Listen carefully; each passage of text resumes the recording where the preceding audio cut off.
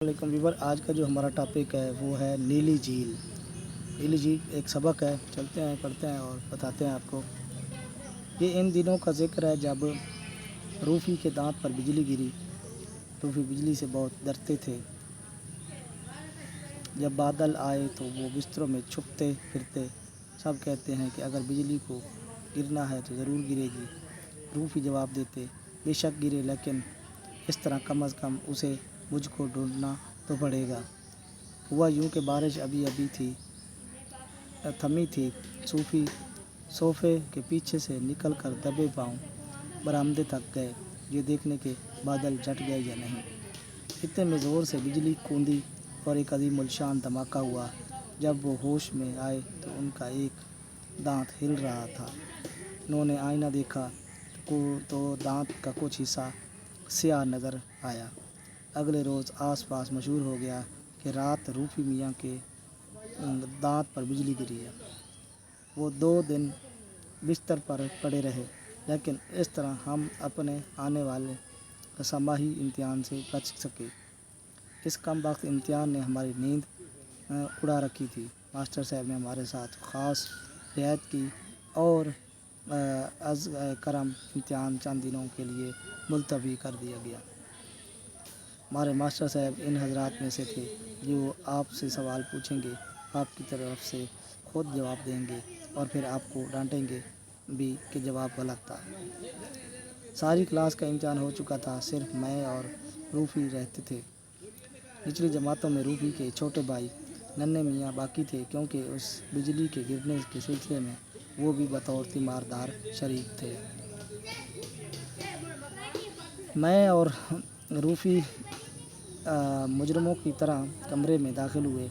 Master साहब ने हमें बताया कि वो हमारा फ़कत ज़बानी इम्तिहान लेंगे और बिल्कुल आसान से सवाल पूछेंगे। घबराने या डरने की कोई ज़रूरत नहीं। उन्होंने रूफ़ी से पूछा, तुम्हें किसने बनाया? रूफ़ी हाथ से इशारा करते हुए बोले, जनाब, इतना तो मुझे खुदा ने बनाया है और उसके बाद मैं ख़ुद बड़ा हूँ।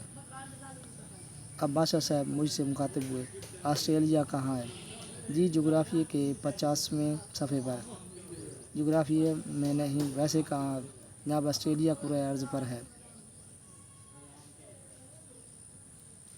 अच्छा, हरूफ इज़ाफ़त क्या होते हैं? जनाब, हरूफ इज़ाफ़त वो होते हैं जो इज़ाफ़ा करते हैं, जिन्हें पढ़कर कुछ और हरूफ याद आ जाते हैं। मसलन घड़ी साज़ी मालूम होता है जैसे ज़माना साज़ हो। पालतू फालतू मालूम होता है मुजरब और तबला नवाज़ बंदा नवाज़ मालूम होता है।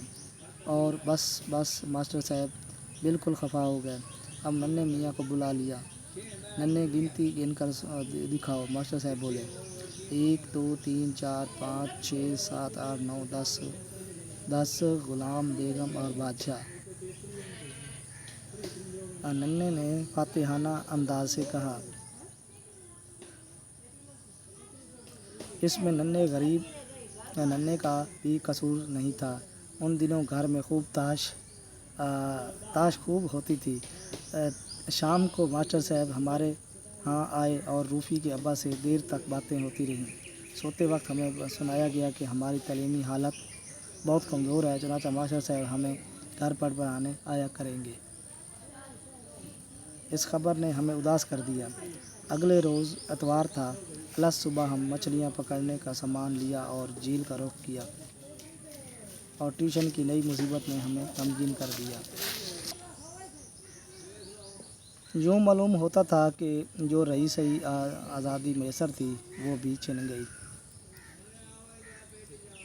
झील के शफाफ और नीले पानी पर हल्की हल्की धुंध छाई हुई थी और दूर बादलों के छोटे छोटे टुकड़े हवा में तैर रहे थे।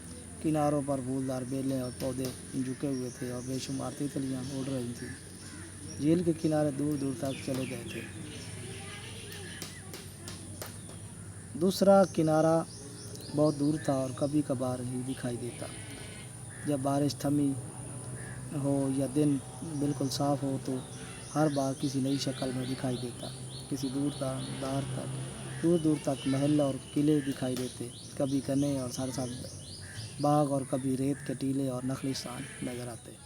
آج تک اتنا ہی. نیکسٹ ویڈیو ملتے ہیں.